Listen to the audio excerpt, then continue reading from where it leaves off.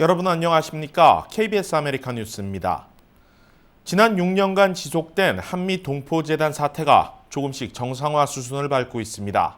수십만 달러가 체납됐던 재산세 문제가 해결되며 이르면 다음 주부터 신임 이사회가 LA 한인회관의 관리를 되찾게 될 전망입니다. 이유수 기자가 보도합니다. 지난 2013년 8월 한미동포재단은 LA 한인회관의 소유 및 관리권을 상실했습니다.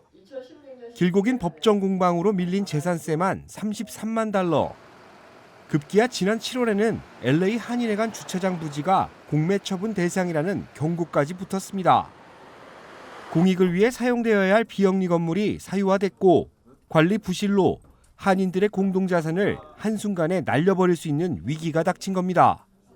LA 한인회가 시작해 법정 관리인들이 이어받은 결과 LA 한인회관 건물의 사유화가 무효라는 판결은 나왔지만 그간 부과된 재산세는 걸림돌이 됐습니다. 사유지는 비영리 건물에 비해 더 높은 재산세가 책정되기 때문에 LA 총영사관은 조세기관을 설득시키는 데 집중했습니다. 무효임을 근거로 해서 그동안 부과됐던 재산세를 다시 재산정하는 그 절차를 거치는 것은 이제 조세 당국의 재량에 달려 있습니다. 그래서 그 판결문을 그대로 수용을 해줄지 안 해줄지도 불명확한 상황이었고요. 사유지로 분류, 과다하게 부과된 재산세를 바로잡기 위해 LA 한인회관이 한인사회를 대표하는 비영리 건물임을 강조했다고 밝혔습니다. 한인사회 커뮤니티의 목소리를 좀 귀 기울여 달라 이렇게 저희가 이제 호소를 했고요. 비영리 건물로 재감정을 받은 결과 건물 감정가는 기존 491만 달러에서 166만 달러로 재산정됐고 33만 달러 수준의 재산세 역시 6만 달러로 대폭 낮아졌습니다. 밀린 재산세 완납에 따라 비영리 단체장 등으로 구성된 한미동포재단 신임 이사진들은 법정 관리인으로부터 소유권 이전 절차를 받게 될 전망입니다. 9월 24일 날 법정 관리에서 이제 새로운 이사진으로 모든 권한이 다 이양되게 됩니다. 그러면 이제 전문성을 갖추고 또 경험을 갖춘 우리 이사진들이 제대로 운영을 할 수 있을 것으로 보고 LA 한인회 역시 체납된 세금 문제가 해결된 것을 반기는 모습입니다. 제일 중요한 문제 중에 하나가 법정 관리인이 해결해야 되는 것이 이 세금 탕감 문제고 그 모든 페이퍼워크를 바르게 정정하는 거였습니다. 그래서 생각보다 시간이 조금 더 걸렸지만은 이제 해결이 돼서 다행이라고 생각을 합니다. 커뮤니티의 민낯을 드러낸 결과라는 혹평을 받았던 한미동포재단 사태. 검찰의 엄중한 수사와 조세 당국의 협조로 사태 해결에 기미가 보이고 있습니다. KBS 뉴스 이우수입니다. 작품으로 그려진 한인타운은 어떤 모습일까요? 한인타운의 명소와 간판들을 담은 일러스트 작품들이 소셜미디어에서 인기를 얻고 있습니다. 한인 2세가 느꼈던 옛날의 한인타운의 추억이 지금은 한인타운에 살고 있는 한인과 외국인들의 공감을 얻으며 타운의 이미지를 재조명하고 있습니다. 김지은 기자가 취재했습니다. 한인타운을 한눈에 들여다볼 수 있는 한 장의 지도. 자주 가는 음식점과 쇼핑몰, 무심코 지나치던 간판까지 모두 익숙한 곳들입니다. 한인 래퍼 벽가로 유명해진 리커스토어, 친구들과 자주 들렀던 타운 내 도서관까지 모두 일러스트로 재탄생했습니다. 이 프로젝트는 저마다 추억이 있는 한인타운을 서로 공유하고 외국인들에게 한인타운의 매력을 알리기 위해 시작됐습니다.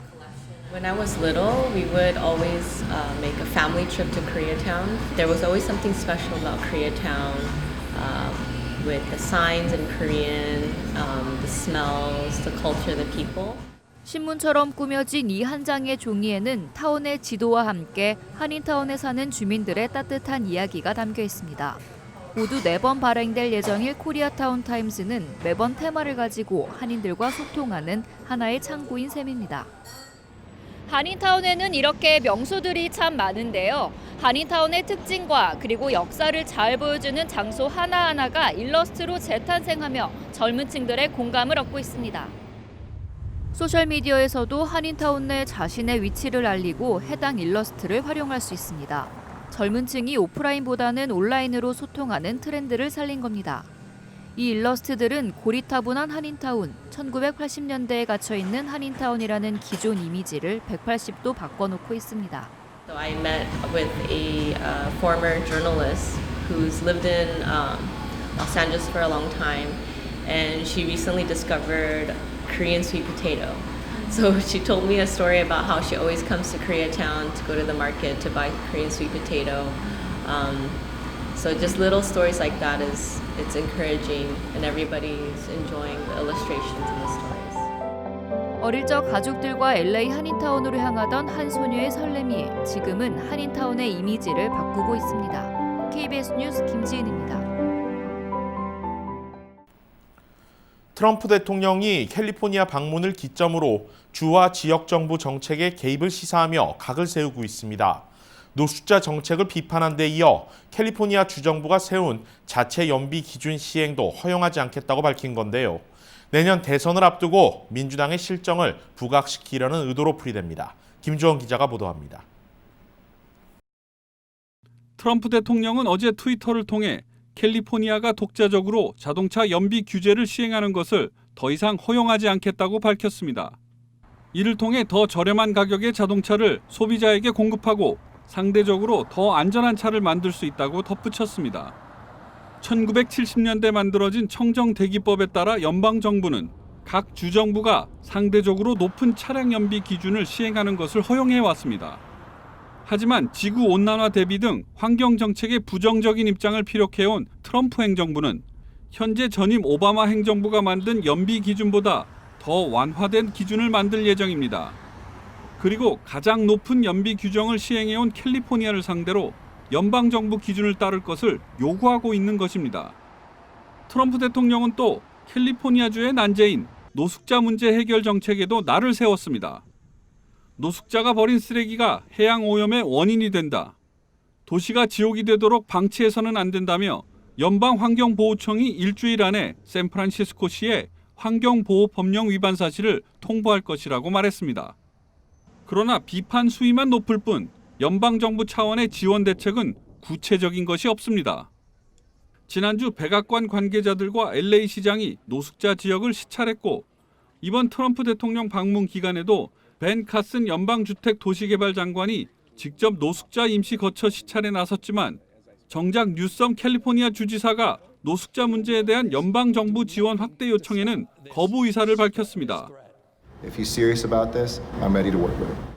미국 언론들은 트럼프 대통령이 연이어 주와 지역 정부 정책을 비판하는 것은 결국 내년 대선을 앞두고 민주당이 장악하고 있는 캘리포니아의 실정을 부각시키려는 의도로 풀이된다고 밝히고 있습니다. KBS 뉴스 김주원입니다. 캘리포니아주가 차량 공유 서비스 우버의 운전사와 같은 노동자들을 직원으로 처우하도록 하는 법안을 확정지었습니다. 개빈 뉴섬 캘리포니아 주지사의 서명으로 내년 1월 1일부터 시행되는 AB5는 특정 회사의 일상적 사업 관련 업무를 수행하는 노동자를 직원으로 명시하는 내용을 담고 있습니다.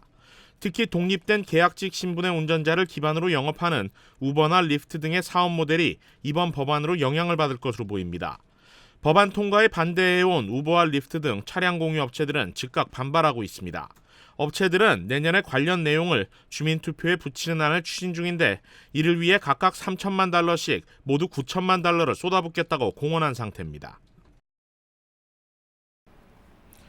뉴욕에 이어 뉴저지에서도 리얼아이디 운전면허증 발급이 마침내 시작됩니다. 제휴사 뉴욕 KBTV 양준하 기자입니다. 뉴저지주 차량국은 18일 주 전역에 있는 차량국 사무소 39곳 중 우선 트렌턴 등 6곳에서 리얼아이디 발급이 시작됐다며 리얼아이디 발급을 위해서는 반드시 웹사이트를 통해 사전 예약을 해야 하며 사전 예약자에 한해 발급 절차가 이루어진다고 밝혔습니다. 리얼아이디 발급 신청 예약은 차량국이 운영하는 웹사이트에 접속해 이름과 주소, 이메일 등을 기입하면 되는데 사전 신청자의 주소와 가까운 곳에 있는 차량국 사무소에서 리얼 아이디 발급이 가능해지면 이메일 등으로 통보가 이루어집니다. 리얼 아이디는 테러리스트나 범죄자가 신분증을 위조 또는 도용하지 못하도록 각 주정부가 연방정부의 기준에 맞춰 새롭게 발급되는 운전면허증입니다. 2020년 9월까지는 기존 면허증으로도 공항이나 관공서 이용 시 신분을 입증할 수 있으나 2020년 10월부터는 새로운 리얼 아이디만 인정됩니다. 한편 뉴욕주는 지난 2017년 10월부터 리얼 아이디 운전면허증을 발급하고 있습니다. KBTV 뉴스 양준하입니다. 연방상무부 산하 해양대기청이 한국을 예비 불법 어업국으로 지정했습니다. 해양대기청은 오늘 한국을 예비 불법 어업국으로 지정하는 내용을 포함한 2019년 국제어업관리 개선 보고서를 홈페이지에 공개했습니다.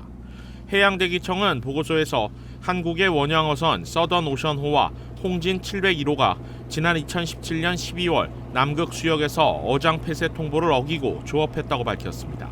한국이 예비 불법 어업국으로 지정된 것은 지난 2013년에 이어 이번이 두 번째입니다. 예비 불법 어업국에 지정되면 시장 제재 조치는 없지만 미국은 2년 동안 개선 조치에 대해 추적한 뒤 최종 판정을 내리는 것으로 전해졌습니다. 오늘의 주요 단신입니다. 토렌스 지역 쇼핑센터로 경비행기 한 대가 추락해 한 명이 숨졌습니다. 토렌스 경찰국에 따르면 오늘 오후 12시경 롤링힐스 플라자로 경비행기가 추락해 타고 있던 2명 가운데 1명이 숨지고 다른 1명은 병원으로 이송됐지만 중태입니다. 경찰은 사고 원인을 조사 중입니다. 미 해군이 최근 기밀 해제된 3건의 고속비행물체 동영상에 대해 미확인 물체 UFO가 맞다고 인정했습니다. 조 그레디셔 해군 대변인은 수년간 외계 생명체론과 관련된 악인이 찍혀질까 봐 외부에 알리지 않았다고 밝혔는데 2015년 촬영된 영상에는 물체를 보며 얘기를 나누는 미 전투기 조종사의 대화가 포함돼 있습니다. 김정은 북한 국무위원장과 친분이 있는 NBA 출신 데니스 로드먼이 김 위원장이 2년 안에 워싱턴을 방문할 것으로 예상했습니다. 로드먼은 16년 전 미국의 묘기 농구단인 할렘 글로브트로터스와 함께 평양을 방문했을 때 김 위원장과 처음 인연을 맺었습니다. 숙박 공유업체 에어비앤비가 내년 중 미국 증시 상장 계획을 발표했다고 경제매체 비즈니스 인사이더가 보도했습니다. 에어비앤비는 가장 최근인 2017년 9월 투자자 모집 때 기업 가치가 310억 달러로 평가된 바 있습니다. 한국 경기도 화성 연쇄살인 사건의 유력 용의자가 드러나면서 33년간 미궁에 빠졌던 장기 미제 사건들의 매듭이 풀렸습니다. 용의자의 DNA와 3차례 화성 사건 증거물에서 채취한 DNA가 일치하는 사실을 경찰이 밝혀냈는데 이 사건은 지난 1986년부터 5년여간 화성 일대에서 10명의 여성이 잇따라 성폭행을 당한 뒤 피살됐지만 진범을 잡지 못했던 최악의 미제 사건 중 하나였습니다. KBS 아메리칸 뉴스는 시청자들의 의견을 소중히 생각합니다. KBS 아메리칸 뉴스 마칩니다. 고맙습니다.